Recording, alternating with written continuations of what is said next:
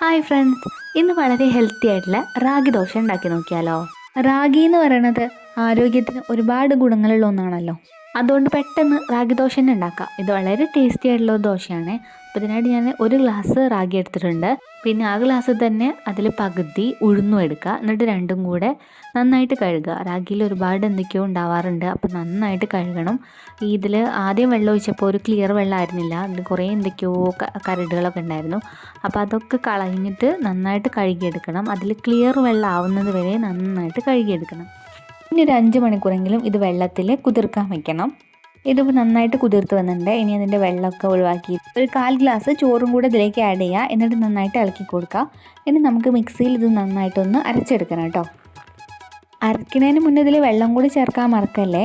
വെള്ളത്തിൻ്റെ അളവ് എങ്ങനെയാണെന്ന് വെച്ചാൽ മിക്സിയിൽ നമ്മൾ ആഡ് ചെയ്ത ഇൻഗ്രീഡിയൻസിൻ്റെ കുറച്ചൊരു കൂടിയിട്ട് വെള്ളം നിൽക്കണം. അത് മുങ്ങി കിടക്കുന്ന രീതിയിലാവണം. ഓവറായിട്ട് വെള്ളമാവാനും പാടില്ല. ഇനി ഇത് നന്നായിട്ട് അരച്ചെടുത്തിട്ടുണ്ട്. ഇനി ഞാൻ അതിലേക്ക് ഒരു സ്പൂണിൽ ഉലുവപ്പൊടിയും കൂടി ചേർത്ത് കൊടുക്കുന്നുണ്ട്. ഉലുവപ്പൊടി അല്ലാണ്ട് ആശിച്ച് ചേർക്കാൻ പറ്റും. അത് നമ്മൾ റാഗിയും ഉഴുന്നും വെള്ളത്തിലിട്ട സമയത്തുണ്ടല്ലോ, ആ സമയത്ത് തന്നെ ഉലുവ ഒരു സ്പൂണ് വെള്ളത്തിലിട്ട് അതിൻ്റെ കൂടെ വെള്ളത്തിലിട്ടിട്ട് പിന്നെ ഒരുമിച്ച് അരച്ചെടുത്താൽ മതി. ഈ അരച്ചത് ഒരു പാത്രത്തിലേക്ക് ആക്കിയിട്ട് നല്ല വൃത്തിയുള്ള കൈ കൊണ്ടൊന്ന് ഇളക്കി കൊടുക്കാം. ഇനി ഇത് അടച്ചു വയ്ക്കുക. ഞാനിത് രാത്രിയാണ് ചെയ്തത്. പിന്നെ രാവിലെ തുറന്നു നോക്കിയപ്പോൾ പൊന്തി വന്നിട്ടുണ്ടായിരുന്നു. അപ്പോൾ കുറച്ച് ഉപ്പും കൂടി ചേർത്ത്, ആവശ്യത്തിനുള്ള ഉപ്പും കൂടി ചേർത്ത് നന്നായിട്ടൊന്ന് ഇളക്കി കൊടുത്തു.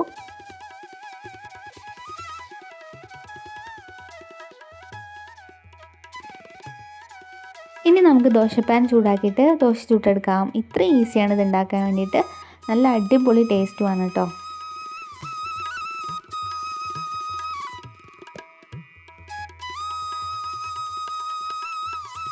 ദോശ ഒരു ഭാഗം ചൂടായി വന്നപ്പോൾ ഞാൻ മറ്റേ ഭാഗം മറിച്ചിട്ട് കൊടുത്തായിരുന്നു. അങ്ങനെ ചെയ്യണമെന്നില്ല, എനിക്ക് പിന്നെ ക്ഷമയില്ലാത്തതുകൊണ്ട് ഞാൻ ഇങ്ങനെയൊക്കെ ചെയ്യുന്നതാണ്, പെട്ടെന്നാവാൻ വേണ്ടിയിട്ട്.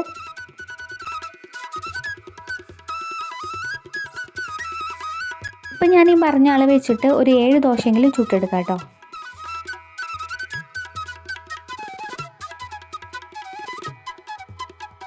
അപ്പോൾ ഈ ഹെൽത്തി ദോശ എല്ലാവരും ഒന്ന് ട്രൈ ചെയ്ത് നോക്കണേ. അതുപോലെ ഈ വീഡിയോ ലൈക്ക് ചെയ്യുക, ഷെയർ ചെയ്യുക, എൻ്റെ ചാനലൊന്ന് സബ്സ്ക്രൈബും കൂടി ചെയ്ത് സപ്പോർട്ടും കൂടി ചെയ്യണേ.